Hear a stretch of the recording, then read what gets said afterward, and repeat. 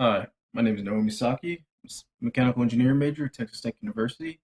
Today I'll be showing you a simulation of a smart traffic light system utilizing an Arduino and tools found in the common Arduino kit. So right here is the schematic of the project itself. So I'm just going to start off by listing off all the pieces I used to complete this project. So for starters, we have the Arduino Uno, 16 by 2 LCD display, potentiometer, uh, a yellow LED, green LED, and a red LED. These are in the correct order for a stoplight, obviously. We have a photo-resistor, push button, and we have four 220 ohm resistors, one for the LCD display right here, and one for each of the LEDs. And then for the photoresistor and the push button display, both the resistors are 1000 kilo ohms. And everything is wired as shown, and they reflect similarly in the code itself.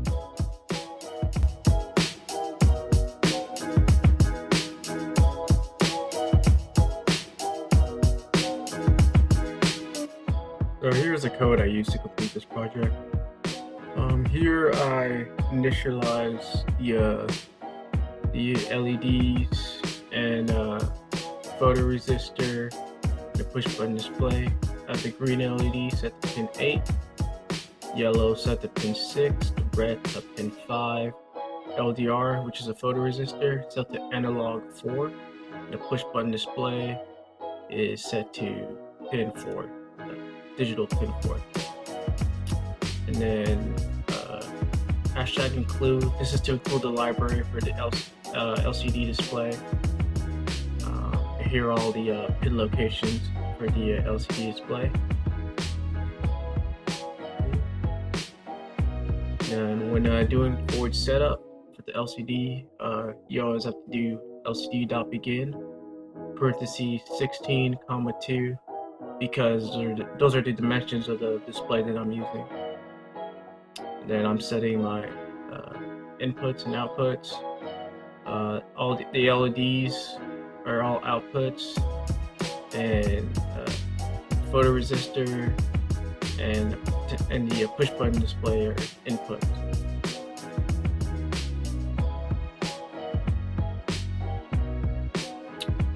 And here in my fourth loop, this is where I have the main sequence of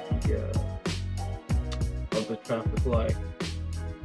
So here I have green on, all the other lights are off, and then it's going to be a delay of 5 seconds. It's also going to put on the LCD display that the light is green, and then delay of 5 seconds, and then you go to the next sequence, which will be yellow on, all the other lights off. Print that on the LCD display, delay 30 seconds, and then turn the red on. And then once you come to the red, here I introduce a function called red, which I describe later down in the code. So red and then red light. So void red light, this is for the photoresistor. So what it's saying right here, LDR static is greater or equal to 100 or 300. If it reaches that threshold, then the LCD will say light detected, and then there will be a delay of roughly 2 seconds. And then this function return will bring it back to the beginning of this original. So the light will start over. And then else, the light stays red. And then this function red here, that just it's a function called void red, which just scrolls the word red across the display. I do the same thing here for LDR. The LCD display is going to print light detected, meaning that the photoresistor has detected a light. So it's gonna write light detected on the LCD display, and it's gonna scroll because the characters were too long for it to fit entirely on the display. So I'm gonna decided to scroll. And then here else, this is for the push button. If the push button is detected, state's gonna be 1, and then the LCD is gonna print pressure sensor activated. And then this function push is just like the red function. It's gonna display pressure sensor activated on the. It's gonna scroll it on the display. And this is pretty much how this code works. And then later I'll show you what the code looks like when it's running on the Arduino. Okay, so here's a demonstration of how the system works. As you can see, it's going to sequence through green, yellow, and red.